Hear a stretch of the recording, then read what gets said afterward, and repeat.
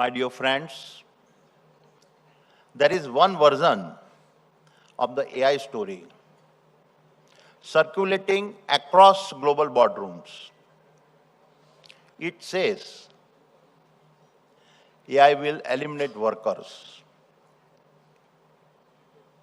It says technology will replace human judgment. It says efficiency means fewer people. I reject this story entirely. India must not import fear from the Western world. A country can limit its own future not only by lack of capability, but also by accepting someone else's assumptions as truth. India must build AI not as a force that removes opportunity, but as a force that expands productivity, creates new jobs, empower small businesses, and gives Indians the tools to compete with the best. When UPI was launched, many consider it as just a payment system. That was too small a way to understand UPI. UPI did not simply move money from one account to another. It moved trust into the hands of ordinary Indians.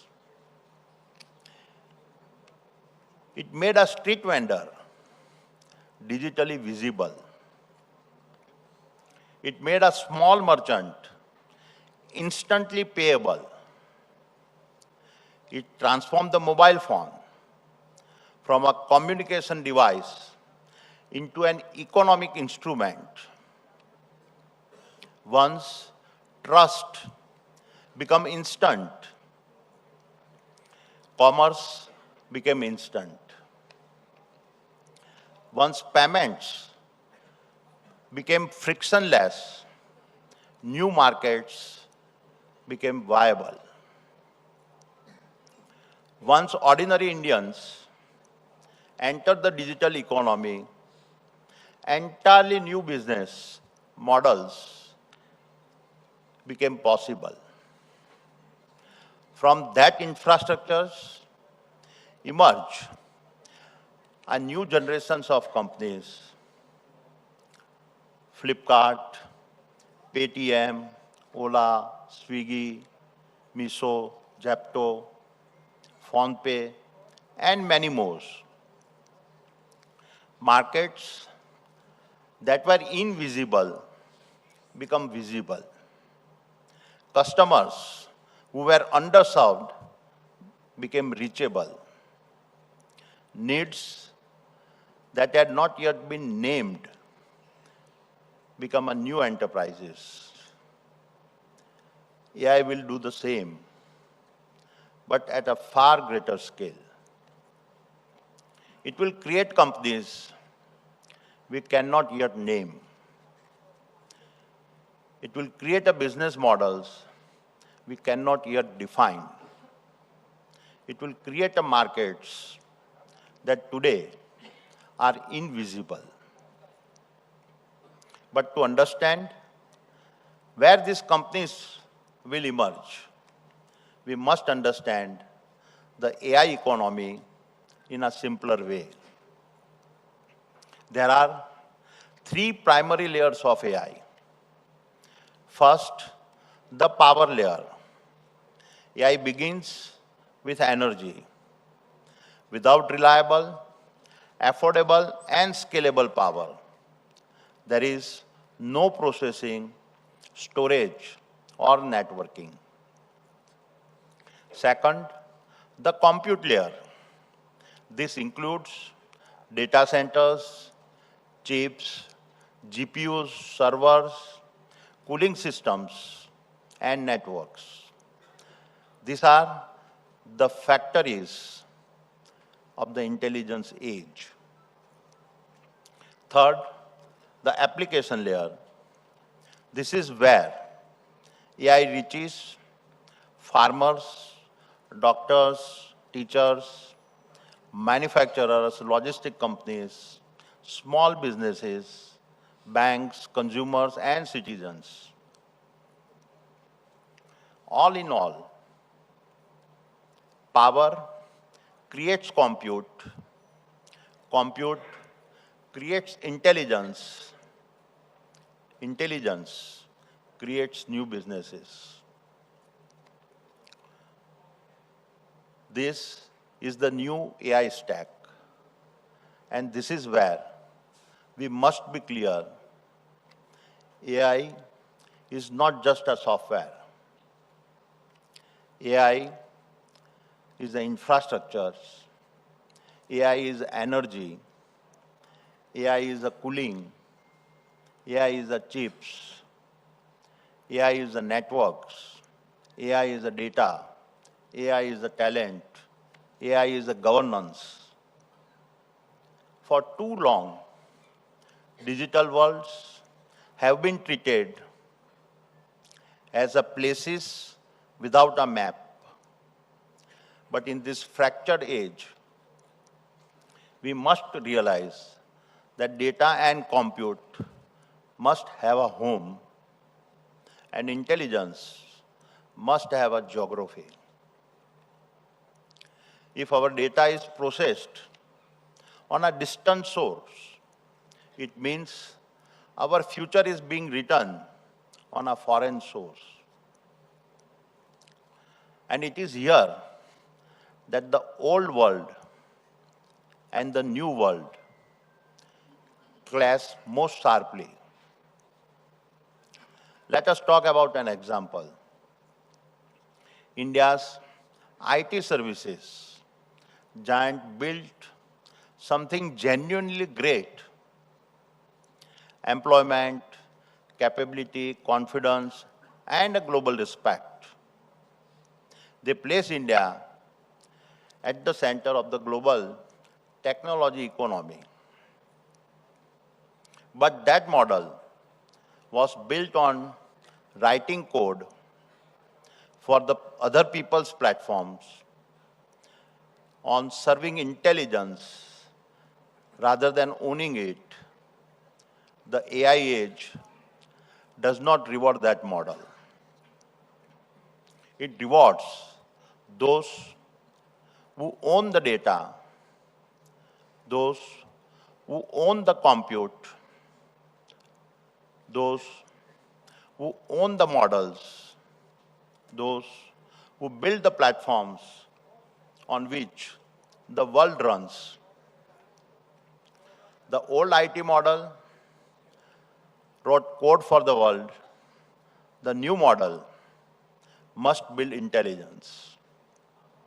Every generation must expand beyond the success of the previous one. This is not a criticism of Indian IT. It is a call to action and the logic of this very moment. My dear friends, allow me to share where the Adani Group stands in this mission.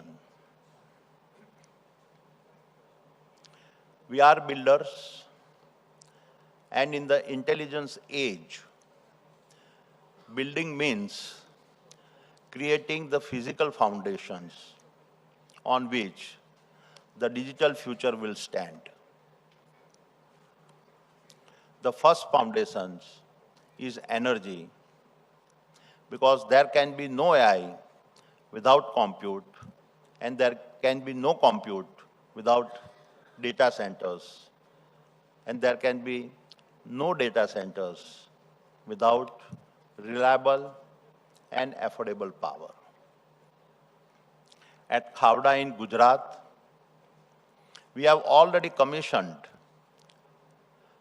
35% of what will become the world's largest single-site renewable energy plant of a 30 gigawatt project that will be fundamentally alter India's energy geography. Our total commitments towards the energy transitions stands at $100 billion, making us one of the largest clean energy investors anywhere in the world.